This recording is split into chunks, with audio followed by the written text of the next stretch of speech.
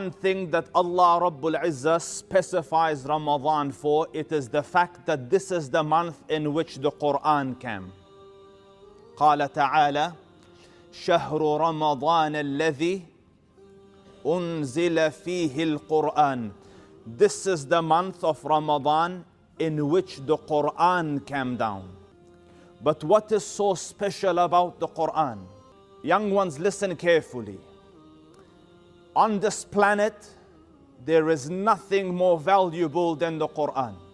Not its diamonds, not its gold, not its oil, not its money, not its buildings, not its power, not its offices. The one most valuable treasure that we own is the Quran. But why is the Quran so grand? Number one, the Quran is not the word of another writer. It is not the word of a scholar. It is not the word of a professor. It is not the word of a president. It is not the word of a king. It is the word of Allah Rabbul Izzah. Listen to what Allah Rabbul Izzah says. He says, تَنْزِيلٌ مِّمَّنْ خَلَقَ الْأَرْضَ وَالسَّمَاوَاتِ الْعُلَى. This is the word, the revelation of the one who created the earth and the heavens up high. Allah Rabbul Izzah says, تنزيل من الرحمن الرحيم. This is the revelation from the one who was most kind and most merciful.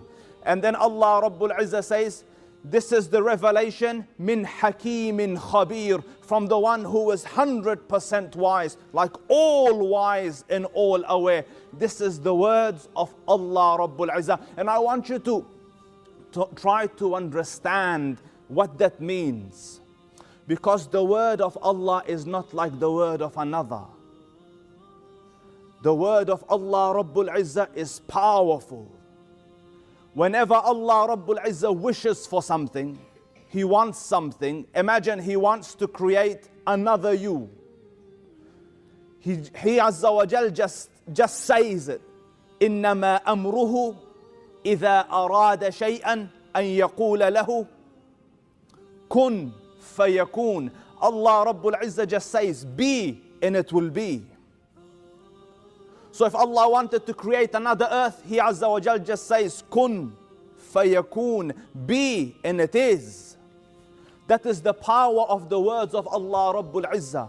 The verse in the Quran, Allah Rabbul Izzah says that, referring to the heavens, ila samai, when it was dukhan, when it was gas. So Allah Rabbul Izzah tells it to the skies, to the heavens, wa ila al-ard, ائتيا طوعا أو كرها, come willingly or by force. Surrender to the will of Allah, willingly or by force. The mighty heavens and the earth cry out, قالتا.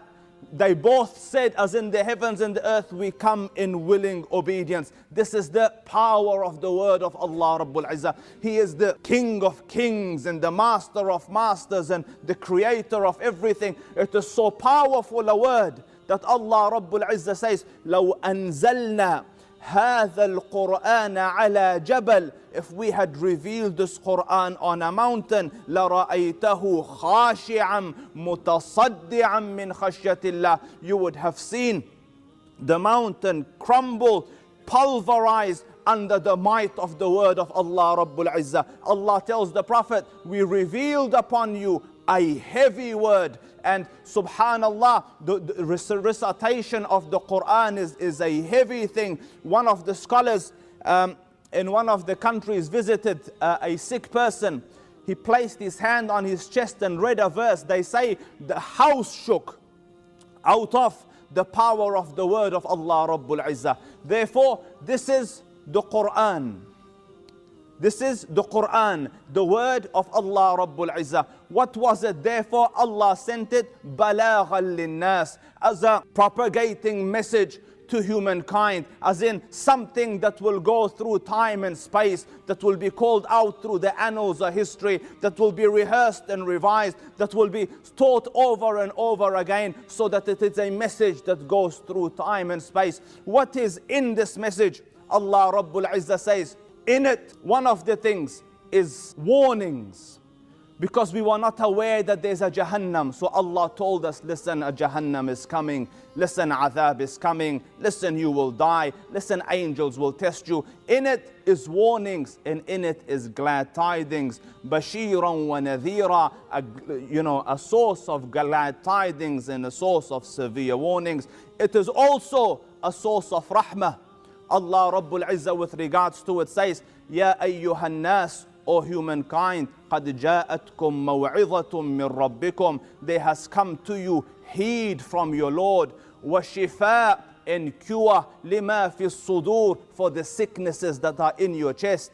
For example, you have envy, the Quran came to cure you from that. You have jealousy, the Quran came to cure you from that. You have pride, the Quran came to cure you from that. You have arrogance, the Quran came to cure you from that. You had unnecessary hatred, the Quran came to cure you from that. You had nationalism inside you, Allah sent the Quran to cure you from that. You had racism inside you, Allah sent the Quran to cure you from that. Now look around you, you sit in a gathering in which there are people from 50-something different nations sitting amidst each other as brothers. The Quran and Islam did that. Therefore, this is وَشِفَاءٌ لِمَا فِي الصُّدُورِ. And in another verse, it is shifa, period. وَنُنَزِّلُ مِنَ الْقُرْآنِ مَا هُوَ الشِّفَاء. All cure has been sent in this Quran. Ibn al-Qayyim al-Jawziyya lillahi darru says, for every sickness, there is a cure in the Quran. It is just if Allah has taught you how to use it or not. If Allah Rabbul Izzah has opened it up for you or not. Have you engaged with the Quran intimately enough to know its secrets or not, to know how to use it or not? He himself, Ibn al-Qayyim lillahi darruh, he had a mount, a camel or a horse that looked really nice. It was outstandingly beautiful. So it was striking. So they told him, says, listen, Sheikh, don't go that way. There's a person, his eyes have hasad, his eyes have envy. It will strike your animal and it will cause it harm. So Ibn al-Qayyim went that way and the animal fell sick or died. So he said, who is the person? So they said, it's that person there. So Ibn al-Qayyim, just to show you the secrets of what is in the Quran, he came to the person and recited the first verses of Tabarak. قال تعالى تبارك الذي بيده الملك وهو على كل شيء قدير الذي خلق الموت والحياة ليبلوكم أيكم أحسن عملا وهو العزيز الغفور الذي خلق 7 سماوات طباقا ما ترى في خلق الرحمن من تفاوت فارجع البصر هل ترى من فطور ثم ارجع البصر كرتين ينقلب إليك البصر خاسئا وهو حسير. And they say, as the Sheikh recited it, circles burnt on the face of the man, as in his eye, his evil eye, and his hasads fell back on his own face and burnt his own face. So the Quran has secrets which Allah Rabbul Izzah opens to you based on how intimate you are with it. It has cures for everything. The ashab were traveling. They come to a village and they ask for hospitality. In Arab culture and in Muslim culture, hospitality is a big thing. When guests are, stranded, you go and you say, come stay in my house, take my bed, have my food. These people, traveling Muslims, were stranded next to a village, so they went to the people that, listen, we are travelers, can you extend some hospitality? And the people gave them the cold shoulder. They were hostile, they kicked them out. So these ashab of the Prophet, early Muslims, just camped outside the village, and sometimes after they came running to them, the villagers came running to the ashab, can you please help? So they said, what's wrong? They said, our chief has been bitten by a snake or scorpion. Poison is in his blood. He's sick, he's fevering. Can you come and help? So the ashab, who are people that had mastered the Quran, they are people that were intimately aware of the Quran, close with the Quran. The Sahabi said, we will come. But what will you give us if Allah cures him? So they said, we'll give you this much sheep. They agreed. The Sahabi came, sat next to the person, put his hand on him, recited Fatiha, Alhamdulillahi Rabbil Alameen Ar-Rahman, Fatiha 7 times, and Allah destroyed the poison and cured the man with the recitation of Fatiha. Do you see that the Quran has cure? وَشِفَاءٌ لِمَا فِي الصُّدُورِ. and all types of sicknesses. The Quran cures depression, it cures anxiety, any type of illness. If Allah Rabbul Izzah grants you the cure from the Quran, you're blessed. And then Allah Rabbul Izzah says, وَشِفَاءٌ لِمَا فِي الصُّدُورِ وَهُدًى وَرَحْمَةً لِلْمُؤْمِنِينَ. And it is guidance for you how to live your life. You had no idea of how to live before Islam. So Allah Rabbul Izzah sent you, listen, pray like this, clean like this, sleep like this, marry like this, divorce like this. Do you understand me? Have governments like this, business like this, politics like this. Allah taught us, Allah guided us through life with the Quran, and it is a mercy for us. Allah Rabbul Izzah blesses you with joyous, happy, prosperous, beautiful lives, so long as you cling on to the Quran, so long as you follow it. And anyone that follows other paths, their lives are filled with unnecessary difficulties and unnecessary hardships. So Muslims, this is the month of the Quran. Of the Quran. And another, amazing, the Quran is full of amazing things. This is one of the miracles and the qudra of the Quran, and one of the, the grand aspects of it, that upon its coming down, the whole security system of the heavens changed. And alhamdulillah, my dear brothers and sisters, you have this book at at a hand's reach. You have it in your phones, you have it in your computers, you have it physically, you study it. But I want to tell you a few things. Listen carefully. A lot of you struggle with reading the Quran. You haven't mastered being able to read it fluently, and that is wrong. You must exert yourself, young and old, until you become fluent in the Quran. But when you become fluent in the Quran, that is not enough. It means you can read it, but you don't understand what you're reading. You don't know what your Lord is telling you. You don't know what He just instructed you. You don't know what He just prohibited for you. You don't know what He just advised you. You don't know what He cautioned you. You don't know the meaning of the stories He narrated to you. So the first step, learn to read it. When you master that, then understand it. You must understand what your Lord is telling you. It is silly if you don't. You're standing reading, alhamdulillah, Allah will bless you and reward you, but you have no idea what Allah wants.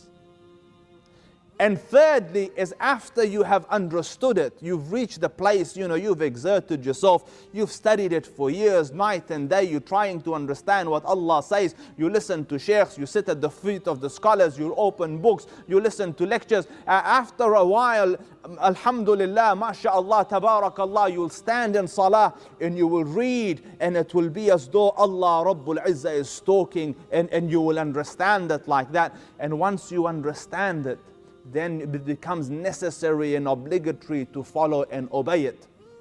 And if you don't do these three, like if you don't learn it and then understand it and then implement it, in the day of judgment, none other but the Prophet sallallahu alaihi wasallam will argue against you in the court of Allah Rabbul Izzah, calling out, Ya inna qawmi ittakhadhu hadha al-Qur'ana mahjura. O Lord, my people forsook the Quran. Unless you do these three, unless read it, and if you can't, keep pushing and learning until you've mastered it, until you can read very efficiently and very fluently. And then second is understand it. Learn the language, read the tafasir, study with the scholars, sit with the Ahl al-Ilm until you understand what it is that Allah is saying to you. And then once you've done that, then follow it.